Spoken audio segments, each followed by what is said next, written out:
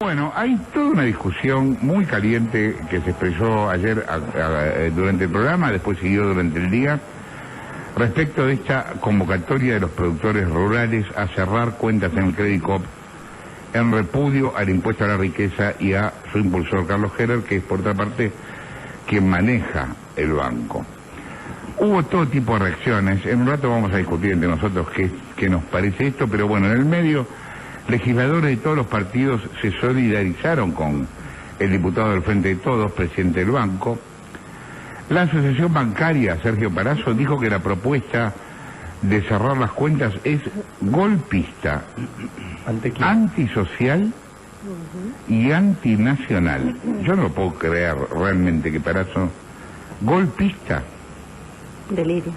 ¿Cuál es el vínculo de un banco privado, sea o no cooperativo, no importa, es privado, con el poder ejecutivo del Estado? Porque esto sería... Tal vez es una confesión, Jorge. ¿Vos decís? Hay un punto, pero que en este caso no aplicaría. Antisocial.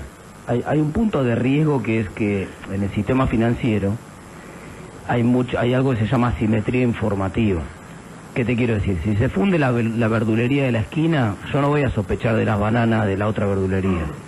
Voy a seguir comprando bananas sin problema, no pasa nada.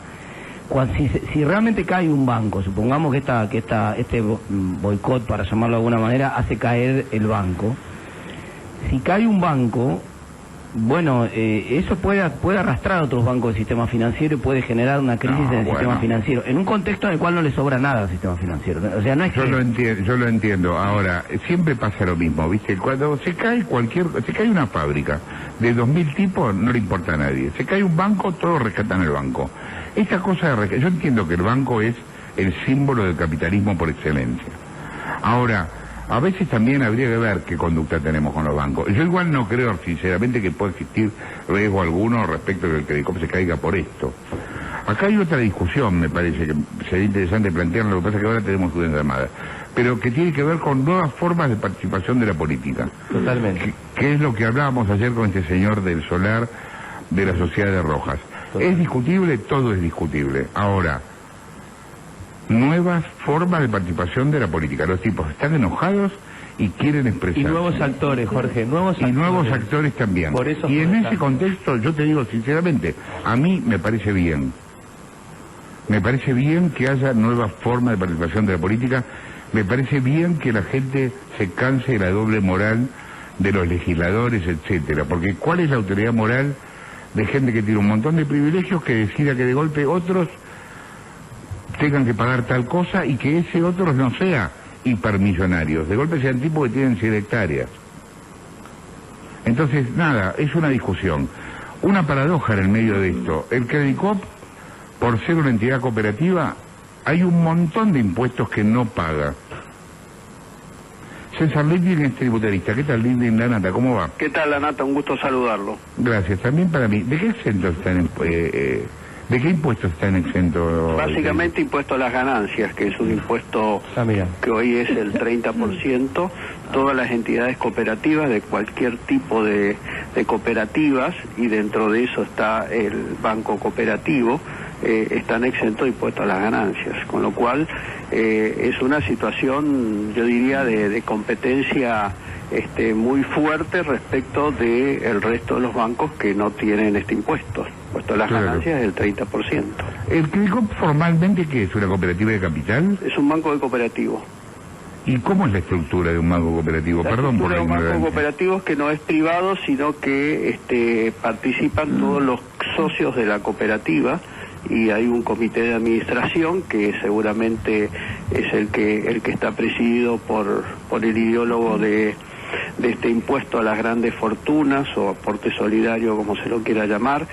Así que sí, es un banco que no tiene un dueño, no tiene accionistas, son todos los socios cooperativos del banco. ¿Y esa gente retira plata del banco después de la... Por un lado, los que están en el Consejo de Administración cobran sus remuneraciones, y los las cooperativas, si llegan a distribuir dividendos, se los distribuyen entre los que son los socios cooperativos.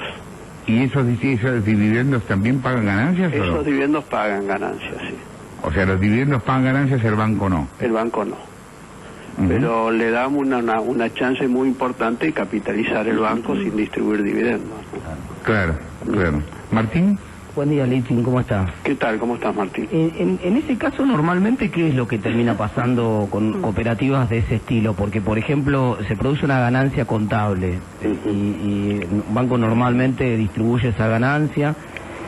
¿En qué forma la capitaliza? Porque uno cuando ve la capitalización de una empresa la ve más clara, ¿no? Bueno, la empresa compra maquinarias, aumenta su capacidad productiva, etcétera, etcétera. Bueno, hace más sucursales, invierte en tecnología, tiene productos más competitivos, porque no tiene la carga del 30%. Pero no es el caso, justo por lo que la información que tenemos, no es que presta más barato que lo que prestan otros bancos. Sí, claro, bueno, está en una situación donde puede acumular un poco más de ganancia porque no contribuye con ese impuesto. Marina. Lidwin, Marina Calabro lo saluda, ¿cómo le va? ¿Qué tal, Marina? En su experiencia, ¿no? En el caso de que se produzca, se concrete este retiro masivo de cuentas a partir de lo que han expresado las distintas entidades agrarias, en su experiencia, al tratarse de una cuestión tan puntual contra una entidad, ¿habría riesgo de que esto se contagie al resto del sistema bancario o digamos, empieza y termina allí? No, me parece que esto es una manifestación de cierta irritación de aquellos que les toca pagar el impuesto, que tienen la libertad de elegir dónde quieren tener sus puestos, dominó sobre otras instituciones. Pero déjame decir algo muy importante, porque ¿cuál es la causa de la irritación? La causa de la irritación es este nuevo impuesto a las grandes fortunas que en mi visión va a terminar siendo un impuesto que genere más pobreza, porque se va a dar un círculo vicioso. El círculo vicioso es que estamos desbordados de muchos impuestos. Esto genera menor inversión, sin duda. Cuando los capitales son mimosos, se van a los lugares que mejor los tratan. Eso genera menor empleo, menor consumo, menor actividad económica. Esto va a generar más planes sociales, más pobreza, más gasto público. ¿Este impuesto a las grandes fortunas es a las grandes fortunas? No porque abarca a aquel que tenga más de 200 millones de pesos de bienes sin considerar ningún pasivo. Fíjese, Jorge, que si alguien está muy endeudado, no se considera el pasivo dentro de la cuantificación del impuesto. Es sobre los activos, no sobre los patrimonios, finalmente. Pero además... Pero eso es un delirio, perdón, César, eso es un delirio, porque alguien puede haber comprado maquinaria, puede haber comprado cualquier activo productivo y va a estar pagando un impuesto sobre un activo que es para producir. No existe ninguna lógica progresiva del mundo hacer un impuesto. Exactamente, es un pecado original que lo tiene bienes personales también. Claro. Que nació con un pecado original, mide bienes sin medir el pasivo. Por ejemplo, en Uruguay, que tiene un impuesto patrimonial, es activo menos pasivo, ¿sí?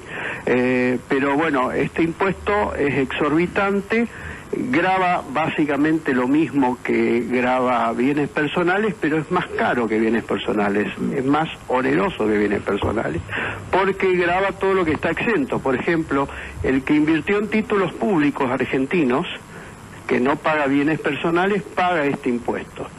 Y se le va a quitar, la bronca del campo viene porque en bienes personales los titulares de inmuebles rurales están exentos de ese impuesto por esos inmuebles rurales.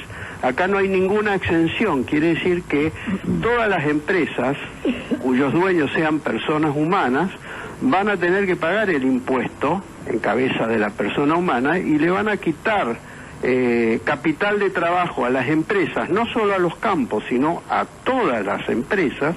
Se le va a quitar capital de trabajo con este aporte solidario que en rigor de verdad es un impuesto. Jessica. Sí, Lidwin, sobre ese tema, porque me lo han consultado mucho y no lo tengo claro. campos que estén a nombre de sociedades que tengan varios integrantes, por ejemplo, ¿cómo se computa ahí el cálculo de si debe pagar o no debe pagar el impuesto, o pasan a formar parte del activo para pagar este impuesto a las grandes fortunas? El impuesto lo paga cada persona humana, y en el caso de que haya varios dueños, en la parte proporcional correspondiente, si hay 5 dueños, tienen el 20% de la actividad empresaria, pagan sobre el 20% de lo que es el patrimonio neto del campo o de la actividad empresaria. Perdón, agrego una pregunta más. ¿Ese patrimonio está evaluado a valor fiscal en el caso de que sea una persona física y a valor de mercado en el caso de que sea una sociedad? ¿Puede ser esa diferencia o no? No, si es una sociedad se evalúa ajustado por inflación de acuerdo al último balance cerrado antes de la vigencia del impuesto. Pero si y es a una partir persona... de ahí se divide cuánto es de cada dueño, Exactamente. Pero si es una persona física, no, ahí sería valor fiscal. La veces, persona física grava los inmuebles, grava los autos, que ya pagan patente, que ya pagan impuesto inmobiliario, que ya pagan bienes personales, acá se graban nuevamente, y graban todas las tenencias en el exterior. Hay que decir algo importante, entre el proyecto original y el dictamen que tuvo aprobación en la Comisión de Presupuesto y Hacienda de Diputados, hubo un cambio muy importante, porque se iba a gravar el patrimonio al 31 de diciembre del 2019. Ahora se va a gravar el patrimonio a la fecha que salga la ley. Para los que tienen moneda extranjera, que básicamente son los que más están afectados por este impuesto, no es lo mismo evaluarla a 59.60 que a 80. Claro. Con lo cual va a entrar mucho más gente y le va a salir mucho más caro. Perdón, Living, ¿no estamos hablando todo el tiempo de casos de doble imposición? Y acá hay triple imposición. ¿Y eso es constitucional? No, de ninguna manera. O sea que usted dice que esto se va a judicializar. Yo digo que este proyecto de ley está hecho de espaldas a la Constitución Nacional. ¿Y qué pasa desde el punto de vista práctico si a alguien le toca pagar X cantidad de millones de pesos por el impuesto, porque el patrimonio, los activos que tiene así lo indican, y no tiene el dinero, o sea, no tiene el flujo de dinero como para hacerlo? Bien, si tiene voluntad de pago tendrá que endeudarse o vender parte del patrimonio, o judicializarlo si realmente el impuesto se absorbe gran parte de la renta o del patrimonio. Y que esto va a ser básicamente el fundamento de la judicialización, la confiscatoriedad del impuesto. Quiero decirlo muy brevemente, ¿qué es un impuesto confiscatorio? Por favor. Un impuesto confiscatorio es un impuesto excesivo que absorbe gran parte de la renta y en algunos casos del capital. Ejemplo, si el patrimonio es de X cantidad de bienes y el impuesto da 100, pero la renta que dan esos bienes llega a 20, no me alcanza los 20 para pagar el impuesto. Tengo que vender patrimonio para pagar el impuesto. Entonces ahí es donde el impuesto se vuelve confiscatorio porque afecta un derecho esencial de los contribuyentes, que es el derecho de propiedad privada. Pero y aparte porque si seguimos la misma cuenta que usted hace y el impuesto se paga una vez por año, en 5 años se quedó sin nada. Sí, claro. Bueno, por eso existe en la Constitución Nacional, inspirada por Alberdi, una serie de garantías que protegen al contribuyente ante el avance del Estado.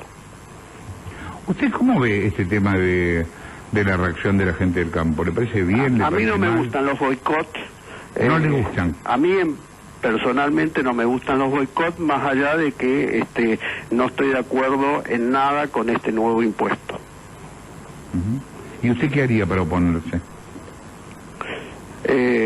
Bueno, forma parte de las libertades que cada uno tiene de si quiere cerrar la cuenta porque no participa con determinados gestos de la dirigencia de un banco, pero hacer un boicot así en redes sociales, de tipo scratch, no, yo soy más pacífico que esto, simplemente son decisiones individuales.